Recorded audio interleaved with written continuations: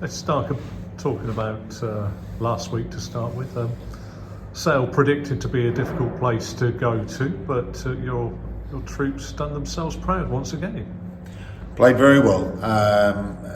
Given everything, it's got to be up there. One of the performances of the season. I mean, in terms of a number of things.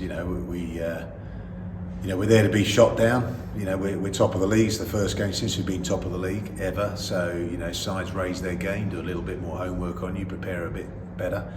They're at home, tough place to go. We've never won up there. They've turned sides over, like Rams this year, Rams twice last year.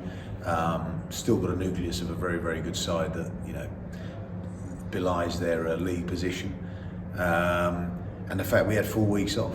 We hadn't had a game, and you can be very, very rusty. Things can be disjointed, a bit scrappy. And I thought we spoke about it, we covered it. We had 3 training sessions. The boys prepared really well. Trainings they've been doing all year, and it's easy to train, but actually when you're put into the face of the opposition, trying to execute and be accurate is quite difficult after a long time off. And I thought our accuracy was as good as it's been all season. And to score 4 second half tries when the rain came down as well, and some sublime handling within that. It was right up there, and very pleased, yeah.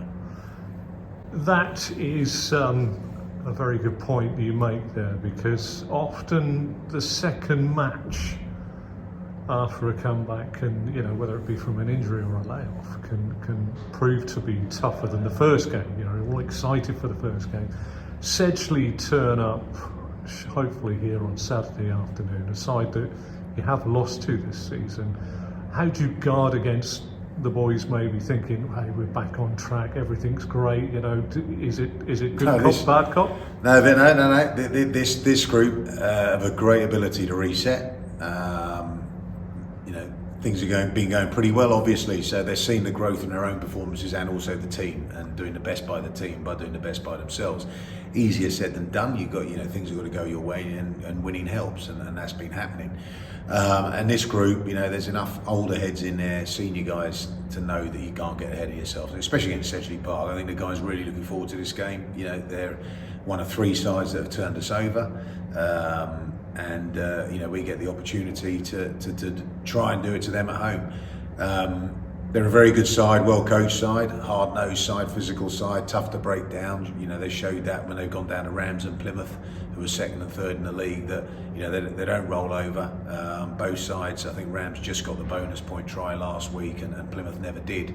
So they're a very well-drilled outfit that fight very hard for each other, and got some good individuals. And it's a great game to have here, and there's no chance of the guys resting on their laurels or thinking everything's fine and dandy from last week whatsoever. There's not a fraction of that in the air. The guys will be wanting this game on, given the weather conditions, and hoping we can get it on, and really looking forward to the challenge. Sometimes revenge is a word we use a little too often, but as you say, one of 3 sides. You've righted the wrong against Rams before Christmas, and you'll look to right the wrong again against Sedgley this weekend. Regarding bumps and lumps after the 4 weeks off and then going back into it, is the squad all sort of... Okay? No, all in fine fettle. No, we haven't. We got Sheikh Sheriff is back, who was out for about 6 weeks from a lock position. And, everyone else, is putting their hand up in terms of fitness. Kieran Goss, he's taken a few knocks last week, Gossy. A couple of other guys took some knocks, but they were good to go on Tuesday. We weren't able to train Tuesday, but they were good to go if we were able to train. So we got a healthy squad, which is a great position to be in. Now the weather, good old English weather. We can't be Englishmen without talking about the weather. It seems to go up and down in terms of temperature. The forecast temperatures for the weekend feel good, but the frost is in the ground. Has that hampered your training this week? You say you missed Tuesday, about tonight. Will you get a chance to get out on that? No, we're not being able to do any rugby training here, apart from static catch pass stuff, of course, but it'll be the same for all the clubs, I'd imagine, across the land. So some might be luckier than others of having an indoor facility at a local school or club or their own, or a 4G hire out or whatever. But look, it's a long season. You've got to improvise, you've got to adapt, you've got to make best with the conditions you've got, and this side have done that to a man, and that's what makes it fun. You know, if you knew what you were getting every single time you turned up on Tuesday, Thursday, Saturday, it wouldn't be as much fun. It wouldn't be National One, would it? So yeah, preparation is obviously not going to be great from a rugby point of view, especially against a side like Sedgley at home where you need to prepare well. But I'm pretty sure they're probably in the same boat with snow up in the north. And we just got to make do and make sure the mental preparation's right. And you know, if the game's on Saturday in the warm up, you know, getting your body ready, because you know they wouldn't have done anything in the week. Points wise, I've got to look at the points for and points against. It is a pretty impressive, over 500 points scored so far this season. Only 230, I think it is, conceded. Defence and offence going really well. Everything you want for a successful season, but nothing's won yet, is it? Everything's still got to be played for, and every game is going to be a final or a target on your back. And do you enjoy that pressure?